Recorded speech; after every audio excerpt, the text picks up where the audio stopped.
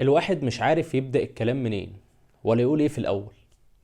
بس هو في شوية عواجيز مسكين النادي الأهلي عفى عليهم الزمن.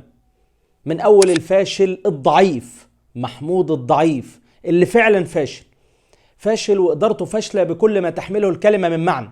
ولولا بس إن كان عندنا راجل اسمه بيتسو موسيماني قدر إن هو يداري شوية العهر اللي كان حاصل في الكورة عندنا، ما كانش حاجة هتتحقق وما كانش في حاجة هتحصل.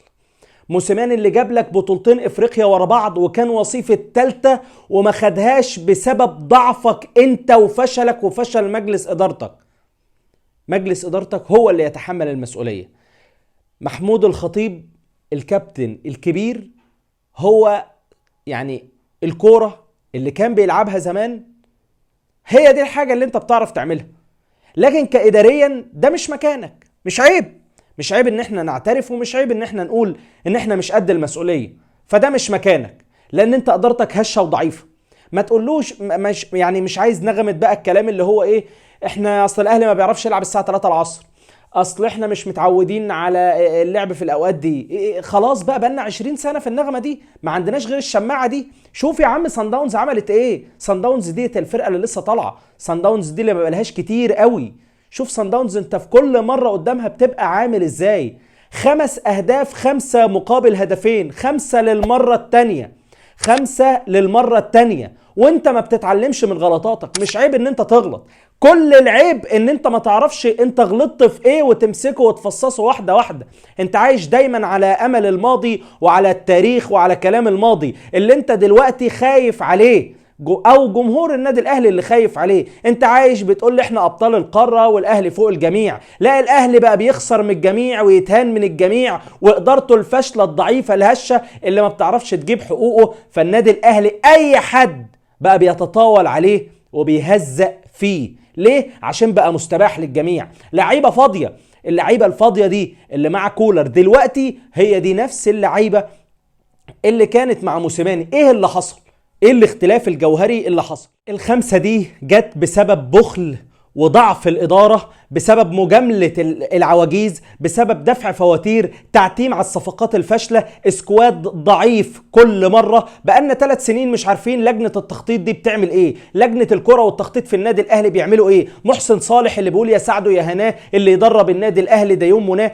كلام فارغ. احنا عايزين على ارض الواقع انت بتعمل ايه. انت ما بتعرفش تعمل حاجة على ارض الواقع. بقالنا 3 سنين بنسأل نفس الاسئلة ومفيش اجابة. والخطيب في حتة تانية، الخطيب يدير ملفات مش عارف ايه، الخطيب هيجيب صفقة جوهرية مش عارف ايه. بنجيب لعيبة مش عارفين، مجهولة الهوية، مجهولة الدوريات اللي بتيجي منها.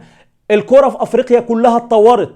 اتفرج وشوف، اتفرج وشوف على النماذج. شوف السنغال وصلت لفين، وشوف جنوب افريقيا بتوصل لفين، وشوف قبليهم كانت زامبيا بتعمل ايه.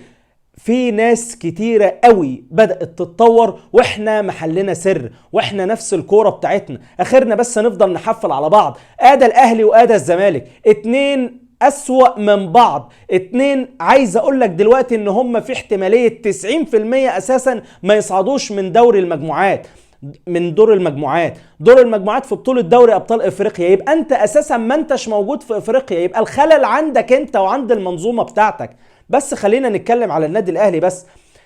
اسوأ مباراة لمارسيل كولر يديرها فنيا، اسوأ مباراة، اسوأ من مباراة ريال مدريد، واسوأ من مباراة فلامينجو، واسوأ من مباراة الهلال والمقاولين العرب. عهر كروي بيحصل قدام عينك. انا مش عارف الشناوي لحد النهارده، الشناوي ليه مفيش حد يخض الشناوي؟ الشناوي اللي بيلعب من 2017 لحد النهارده وبيعمل كوارث وبتعدي. الشناوي متداري في النادي الاهلي. خلينا بقى نتكلم بحق بقى وخلينا نطلع كل اللي جوانا. ما عادش هيبقى في كلمه دعم من غير ما الاقي ان انت عندك الحميه وعندك المقدره. مش قادر تدي، امشي روح شوف لك نادي تدي فيه. مش هتقعد بقى معايا نمطل في بعض. النادي الاهلي زهقنا بجد، زهقنا من الخطيب ومن مجلس الاداره ومن شويه اللعيبه الكسر. اوضه لبس عندك ما انتش عارف ايه اللي بيحصل فيها، عقوبات ما بتطبقش، عقوبات مش عارف ما بتتعملش ليه في النادي الاهلي، وعضو مجلس اداره يداري وده يداري وتخبط في كله. وعدل القيعي يطلع يقول لك احنا جايبين افضل صفقات، احنا لو رجع عندنا مش عارف المصاب فلان هيبقى افضل من 5 صفقات، هيبقى احسن من 20 صفقه. كله كلام فارغ وكلام بنضحك بيه على بعض في النهايه مارسيل كولر النهارده انا مش عارف انت عملت ايه، مش عارف انت عملت ايه، وهتفضل كده يعني مش عارف. الاهلي وحش بقاله فتره، الاهلي وحش بقاله شهر كامل، 19 جون دخلوا في الشناوي في الشهر الواحد بس. انت عارفين احنا بنتكلم في ايه؟ في بلاوي في النادي الاهلي، وبندعم وبنكمل وعشان الفريق وندعم الفريق وندعم الراجل، بس خلاص بقى زهقنا بقى. لحد امتى احنا في النغمه دي ومفيش جديد؟ لجنه التخطيط اللي بقى لها 3 سنين واحنا مش عارفين عنها حاجه دي، والخطيب نايم في العسل مش عارفين هو بيعمل فيها ايه اساسا. كل شويه يجيب شويه ناس من صحابه القدامى وييجوا يفتتحوا فرع. انتوا بقى تعملوا جمعيه كده مع بعض، جمعيه الطيبين الناس المحترمين الغلابه، لكن اداريين لا، ما تنفعوش في الشغلانه دي. ورحم الله امرئ عرف قدر نفسه. ولحد هنا وكفايه عشان احنا بجد زهقنا. سلام.